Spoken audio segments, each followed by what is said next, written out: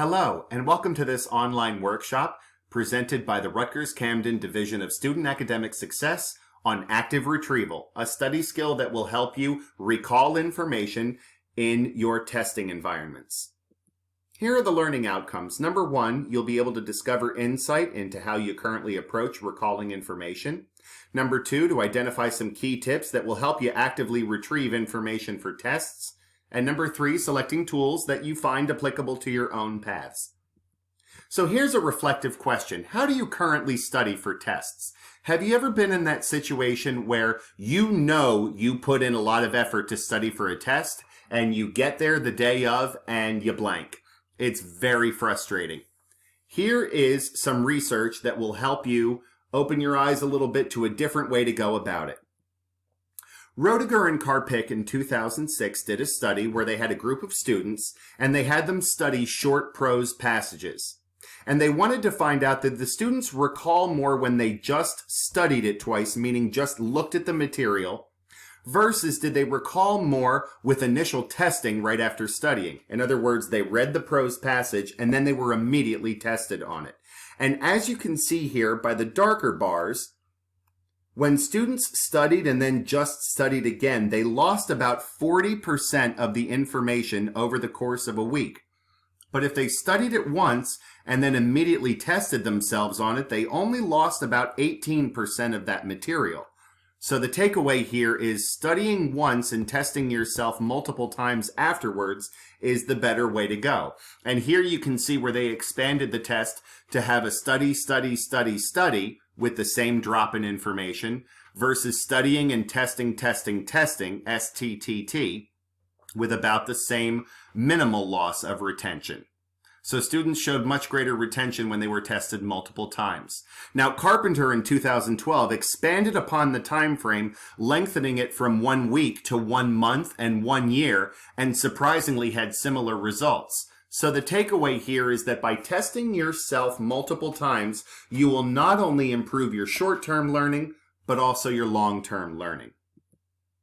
Now, let's talk about learning styles. You may have heard people say, oh, I'm a visual learner, or oh, I'm an auditory learner. Well, that may be the truth, but the real truth is, and there is extensive research done on this, is that no one is just one learning style over another.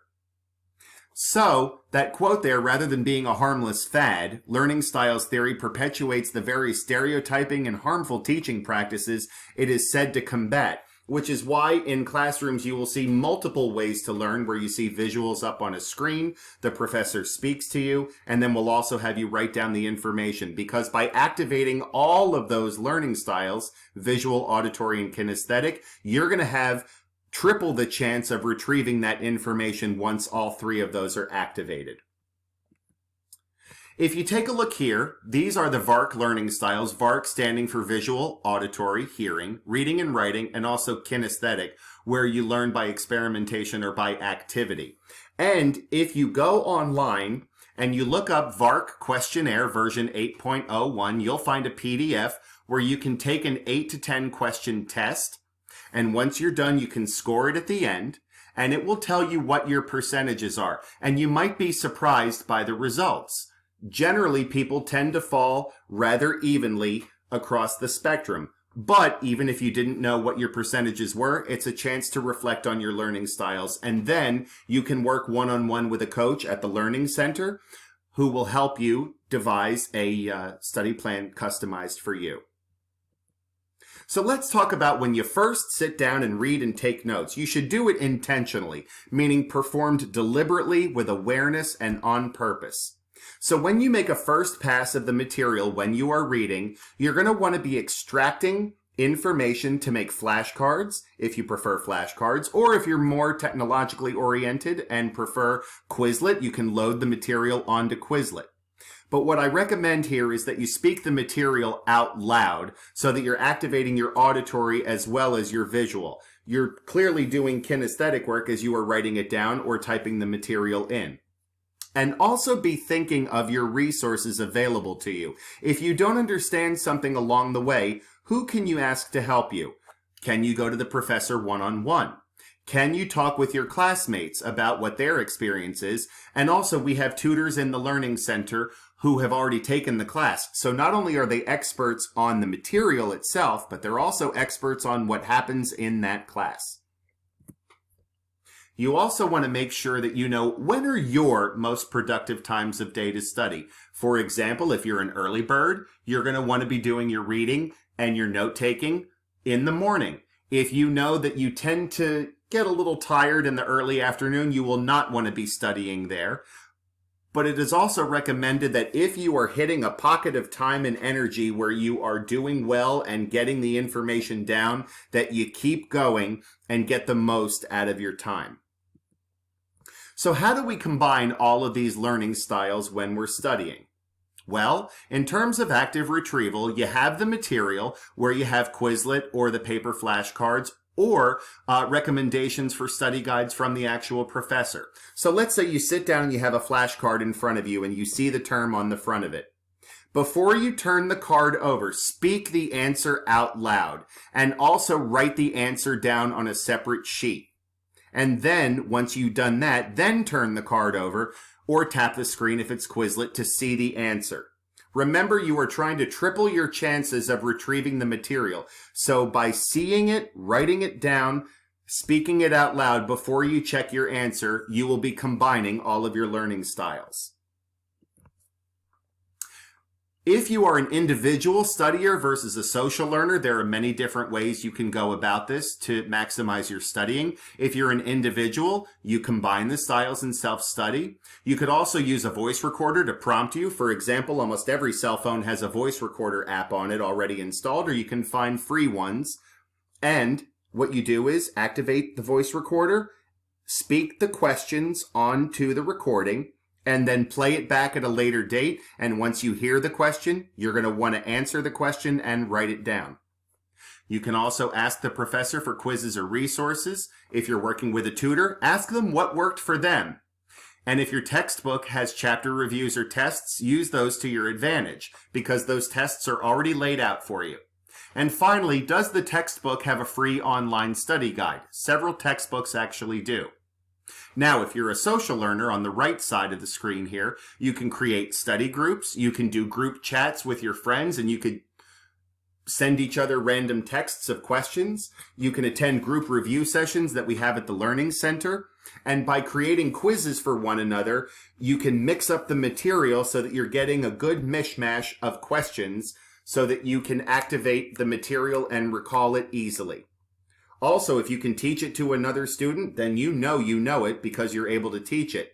And then finally, join conversations about the material. If there are discussion posts online, or if there are blogs that are talking about the material you're studying, you can join those conversations. So here's a quick active retrieval exercise. Take a couple of your classes and write down the course. And then also in the second column, write down what's the material that you often use in that class. And then you want to think of visual, auditory, and kinesthetic ways that you can come up with active retrieval. You might want to pause the presentation right now and do that. And here's what it might look like. For example, if you have a math class, you have exercise problems and formulas. So visually, you can lay out the formulas. A quick idea might be have versions of incorrect formulas and identify what is wrong with them. Auditorily, you can speak the formula as you write it down. Can you make a song out of it? We all remember that quadratic formula song. Or make a mnemonic out of it somehow.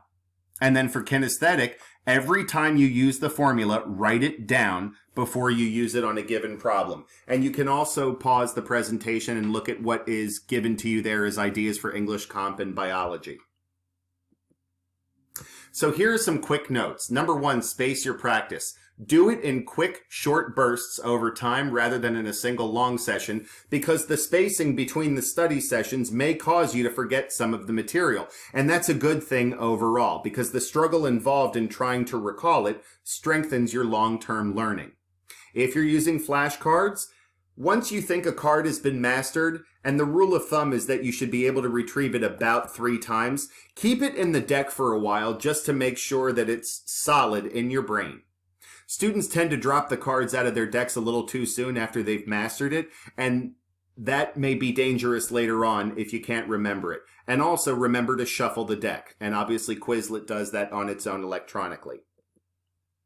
Also, remember you have plenty of resources and help available to you. If you go to this website at collegeraptor.com, they will talk to you about some free online study tools that you have that you can use. You'll find Quizlet among them, Khan Academy for mathematics, and some other great tools. You can also contact your professor over email or see them during office hours.